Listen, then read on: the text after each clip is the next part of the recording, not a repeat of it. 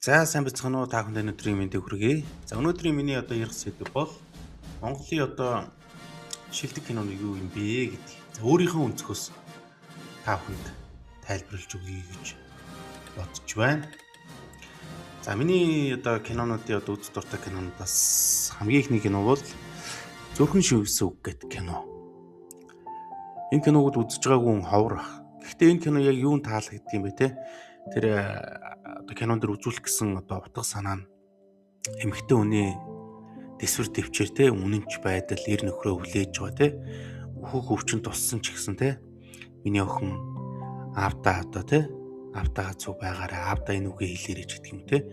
Тэгэл хамгийн сүүлд нэг энэ кино сцен дээр гардаг ээж таныг үн чих хүлээсэн шүү гэж хэлээрэй гэсэн. Гэлтэй охиных нь үг энэ киноны те утга санаа тэр эрэхтэй энэ хүн буюу аавынх нь өөрийнх нь бүхий л зүйлийг л харуулж яадаг те ямар ер хүн би юу хийцэн бэ? Би эмэгтэй хүнийг хэдий хугацаанд хүлээлгэсэн юм бэ?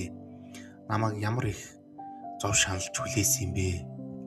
Гэсэн утга санааг харуулсан ер нь их тийм ойлуулдаг хүний сэтгэл зүрхэнд хүрсэн кино учраас энэ кино би сонгосон. За хоёр дахь кино маань Жинжима гэдэг кино. За Жинжима гэдэг кино бол ерөнхийдөө бас л тухайн үедээ цаг үедээ бол бас байлдан дагуулж исэн кино. За энэ кинонд болонгууд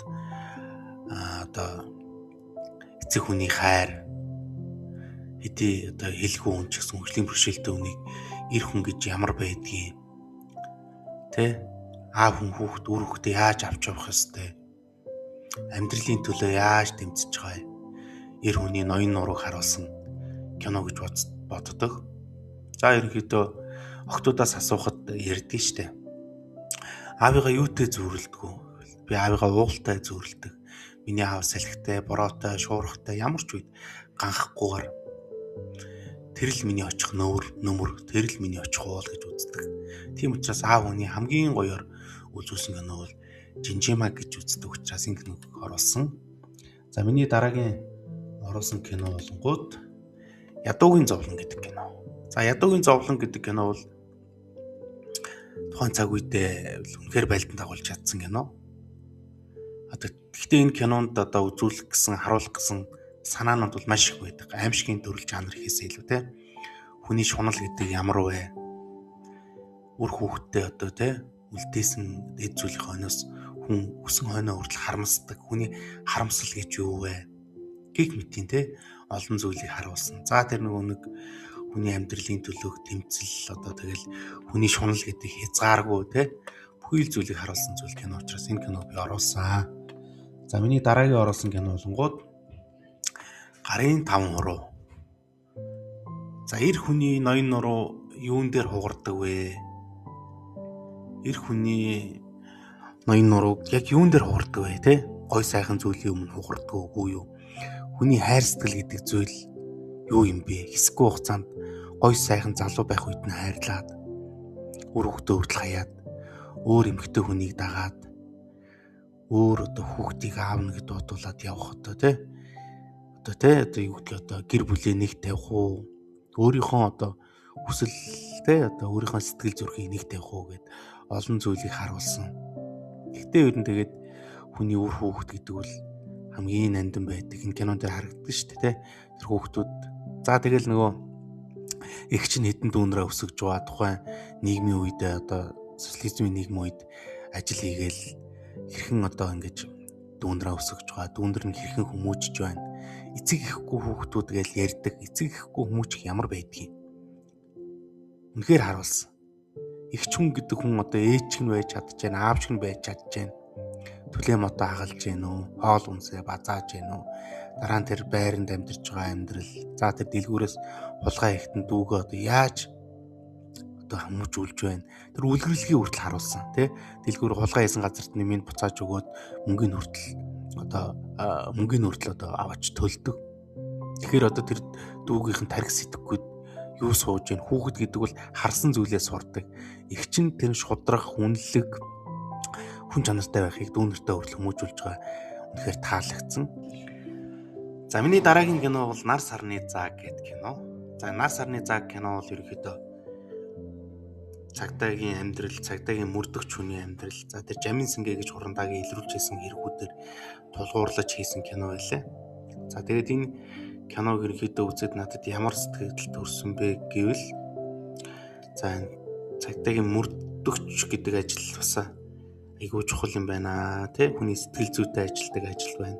За тэр хүн амны эргийг илрүүлж явахдаа гэмт хэрэгтний хажууд ярьдэн штэ нөө шарилыг олцоод за хотоос шинжилгээний баг ирнэ. Нүдэнд одоо хамгийн сүүлд хүн алсан алуурчны дүрс нь үлдсэн байдаг гэж нүдэнд нь шинжилгээ ийн гэж байна. Тухайн шарилыг наанасаа хөдөлгөж болохгүй шүү гэх мэтийн яриаг тухайн гэмт хэрэгтний хажууд ярьдаг. За тэгэл мэдээж гэмт хэрэгтнийг ирнэ одоо тий ирж одоо тухайн нүдийг одоо баллах зогцсны нүдийг одоо ухах гэдэг юм үйл гаргана гэж тооцоолоод ярьсан. Яг түүний дагуу шөнийн цагаар гэмт хэрэгтээ ирж чайлыг ухаж гаргаж нүдийг ухаж байгаа. Ингэснээр гэмт хэрэгийг одоо хөдөлшгүй нотлог баримтаар гэмт хэрэгийг илрүүлж байгаа ч гэдэг юм. За тэгээд цагдаа хүний нөгөө нэг гой одоо тийм ажил мэргэжлийн онцлог одоо сайн муу бүхий зүйлийг харуулсан кино гэж боддог учраас оруулсан. За миний дараагийн кино болонгууд Тэрио гэдэг киног оруулсан. Энэ Тэрио гэдэг киног үзээд ерөнхийдөө эмэгтэй хүн ямар агуу юм бэ? Эх хүн ямар агуу юм бэ? Ээч хүн ямар тэ хүний хайр тат юм бэ гэдэг бүхий зүйлийг харуулсан кино гэж боддог. Хөгжлийн бэрхшээлтэй хүүхдтэйгээ амьдардаг ээж хүүхдээ хэрхэн хүмүүжүүлж байна? Хүүхдээ яаж өсгөж байна? Өөрөөс нь хойш яах бол гэж тэр их хүний санаа зовж байгаа зовнил, үр хүүхдээ хайрлаж байгаа хайр, хүүхдээ зориулж байгаа цаг хугацаа, өөрийнхөө бүхий л амьдралын аз жаргал, сайн сайхан бүхнийг одоо авч одоо хайж байгаа. Одоо тийм эмэгтэй хүн ямар агуу юм бэ те? Хэдий хөгжлийн бэрхшээлтэй ч гэсэн хүүхэд гэдэг бол хайр юм аа.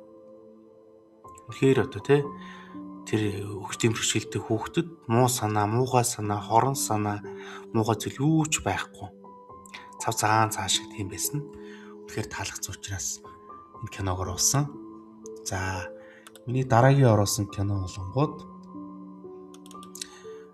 Шар гэгээ гэдэг киног оруулсан. Шар гэгээ гэдэг кинон дээр болонгууд ер нь яг энэ зовлонг бол би боцолтой яг үр хүүхдтэй хүсээд болдгоо хүмүүс хүүхдтэй болох ямар их хүсэж байна, ямар их мөрөөдөж байна. Хүний мөрөөдөл янз бүр гэдэг нь шүү дээ. Би одоо их баян болно ч гэдэг юм уу, би том дарга захирал болно, би дэлхийн олон орноор аялна ч гэдэг юм уу те. Хүн болгонд янз бүрийн мөрөөдөл байдаг бол тэр хүний мөрөөдөл нь ерөөсөө үр хүүхдтэй болох, тэр гэр бүлийн мөрөөдөл сайхан үр хүүхдтэй болох, зүгээр л аз жаргалтай халуун дулаан гэр бүл хүсэж байгаа. Энэ нь болонгууд тухайн киноны гол санааг харуулсан те. Тэр одоо хамгийн төгсгөл хэсгээр хүүхдийн нөгөө нэг хүүхдтэй болсныг сонсоод анх хүүхдээ өргүүлээд хүүхд мөөд болж исэн хүмүүс ирээд хатаг бариад яахтан тэр уйлж байгаа тий өөрийнхөө хүсэл мөрөөдөл тэмүүлэл бүхий л зүйлээ алдах чам шиг тэр эмэгтэй хүний төслийг харуулсан. Магадгүй тэр уйлуулдаг сцен олонтэй ч гэсэн над үнэхээр таалагдсан кинонууд нэг байсан учраас энэ киног оруулж байна. За ерөнхийдөө миний энэ оруулсан кинонуудын санаа бодол та бүхэнд таалагдсан бол лайк болон subscribe дараарай. За мэдээж илүү олон бичлэг оруулна. Мэдээж намайг дэмжээрэй гэж та бүхнээс хүсэж байна.